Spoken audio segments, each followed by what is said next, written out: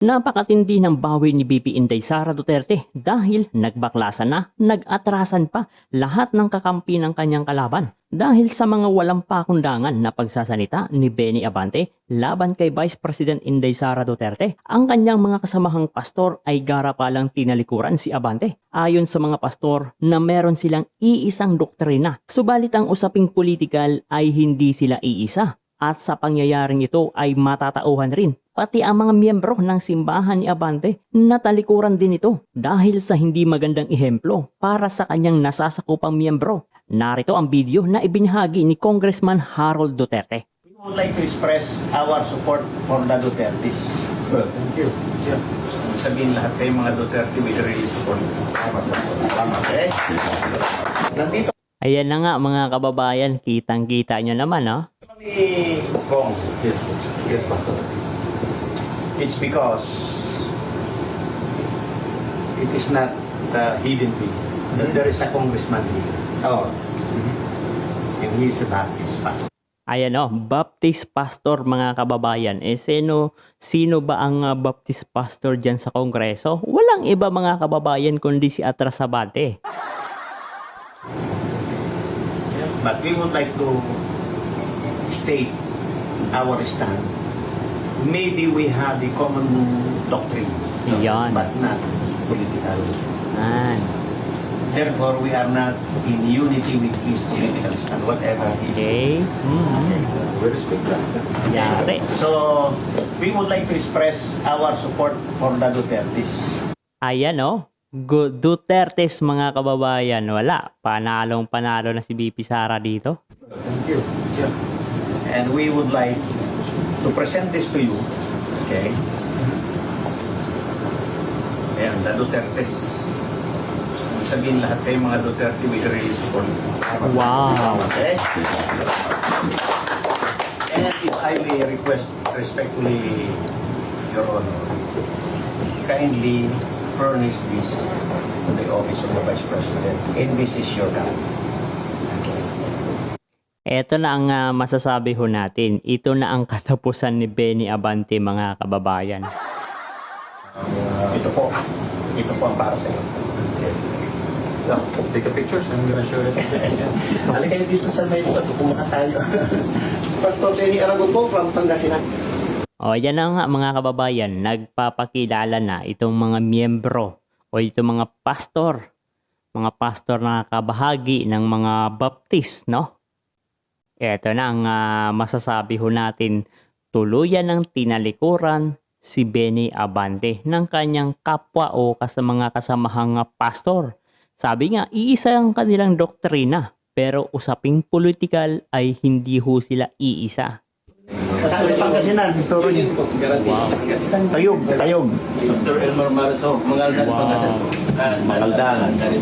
Pastor Malabo, Taga-Davao, sir. Bisaya. Bisaya. Bisaya man di ay. Yun. Bisaya kayo. Bukal City. Okay, Pastor Frederick po from Binalonan, Pangasinan. O, Pangasinan. Ayan o. Ang dami rin mga taga Pangasinan dito mga kababayan. Ibig sabihin, hindi na talaga sulit ang norte. Kay BP Sara na ang norte. Alright. Pastor Ferdinand po. Suraro siya sa Propang Basisda, Pangasinan. Pangasinan. Gabi po. Manti na San Carlos Prago ka ng Pangasinan. Diba? Hello po, ako po si Fred Sason, Drama Basista, Pangasinan. Pangasinan. Good morning, ma'am. Salamat. Welcome. Ako po, si Saint Tito po, from Pangasinan. Good morning. Good morning, sir. Morning, ma'am. Sir Aragon San Corazon. Good morning po, sir. Mag-ready favor sa akin. Good morning. Good morning po, sir. Ako po si Sister Lorna Serrana. Tawag kami. Okay. Okay, yung dalawang taga Rizal, halika kayo dito. Kilala kayo dito. O, ito kasama pa ang mga taga Rizal mga kababayan. Pastor Joel, Antipolo City. O, Antipolo City. Ito ay I think kasama ho ito. Lugar ho ito ni yung natege mga kababayan na congressman na pinalitan, nagkaroon ho ng Special Elections Antipolo. Si Akop, mga kababayan, no? Ito ay sakop ni Akop, pero Duterte, mga kababayan. Dito lang, Manila. Pastor Willie Baras Rizal po. Ayun, no?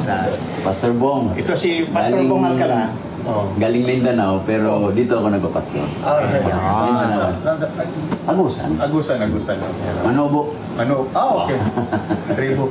Siya po ang administrator ng buong Pilgrim Bible Baptist Churches sa Pilipinas. Yun, no, mga kababayan. Ang tindi ho nito. Leader ng buong Baptist, buong Pilipinas. Wala na. Wala na. Kumbaga, itong si Abante, mga kababayan, parang ano na lang ito, toldok na lamang ito sa mga miyembro ng mga Baptist. Iba kasi ito si Abante, mga kababayan, no? Yung kanyang mga toro ay wala ho doon sa kanyang mga gawi, no? Kaya talagang masasabi ho natin dapat talagang katulad ng pinag-aralan sa eskwelahan na hiwalay ho talaga ang simbahan at pamahalaan. Pero ngayon iisa na lamang katulad nitong si Benny Abante.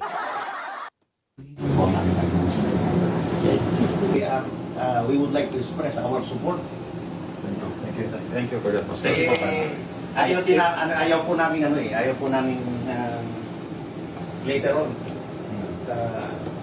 Meron na akong sinulat kay BP, sabi ko sa kanya. There is a verse in the Bible that if God is destined her to be the next president, no one can control it, no one can hold it. Ayan na nga mga kababayan, no? Meron pang ibinigay na mensahe itong iba't ibang mga leader. So itong nandito mga kababayan, no? Panigurado ay leader ito ng bawat municipality, bawat city. Nagsama-sama ho ito mga kababayan. Ibig sabihin nito, in every city, marami ho silang miyembro ng mga pastor. Pero itong mga nandito, iyan ay mga leader ng pastor o leader ng Baptist Church in every city, in every municipality. Ibig hong sabihin yan mga kababayan, matindi ho ito. Lalong-lalo na may mga sumama ho na ilang mga Baptist Church from North. Ibig sabihin nito, wala na talagang solid North mga kababayan. Dito pa lamang sa miyembro ng mga Baptist na church mga kababayan. Grabe, solid na ang suporta kay BP Sara Duterte. Iglesia ng Cristo kay BP Sara. Suporta kay BP Sara kasi nandyan si Congressman Marcoleta, nandyan si Senator Marcoleta. Ang Muslim, suportado si BP Sara. Siyempre, nandyan si Robin Hood Padilla, ang ating best senator. Ano pa ba? Ang KOJC. Siyempre, mga kababayan, sulit. Ilang milyon din yan, mga kababayan. At ano pa bang nandyan, no? Basta, halos karamihan, sulit mga kababayan, Inday Sara Duterte. Kaya, wala na hong panama itong mga paninira ni Abante at na ilang mga congressman kay Bibi Sara Duterte. Wala na. Talon-talo na ho sila. So, anong masasabi nyo dito mga kababayan? No? So, ngayong araw pala mga kababayan is nandoon si BP Sara Duterte sa Hague, Netherlands.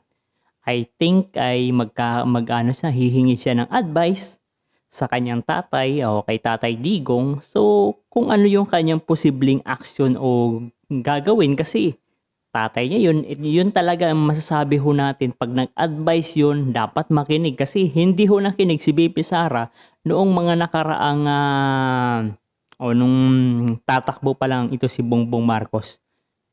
Hindi nakinig. Ngayon nakikinig na si BP Sara. Kailangan niya ng advice mula sa kanyang ama kay Tatay Digong at panigurado ang pagbabalik ni BP Sara para harapin ang impeachment, complaint, trial sa Senado mga kababayan kasi masasabi ho natin papasaho ito sa plenary dito sa House of Crocodiles at madadala ho ito sa Senado.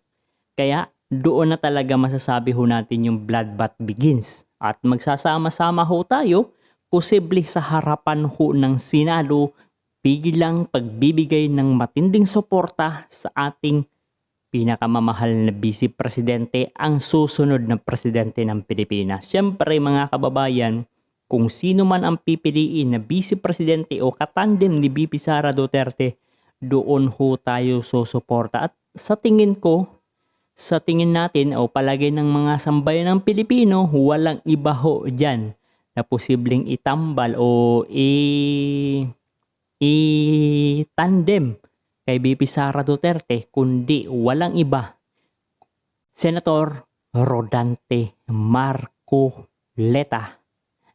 Yan na nga mga kababayan. O hanggang sa muli mga kababayan, huwag ho tayong bibideo hanggat hindi nakakarating ang ating Vice President, ating Agila, ang Vice Presidente, ang Agila, ang susunod ng Presidente ng Pilipinas, walang iba kundi si Inday Sara Duterte.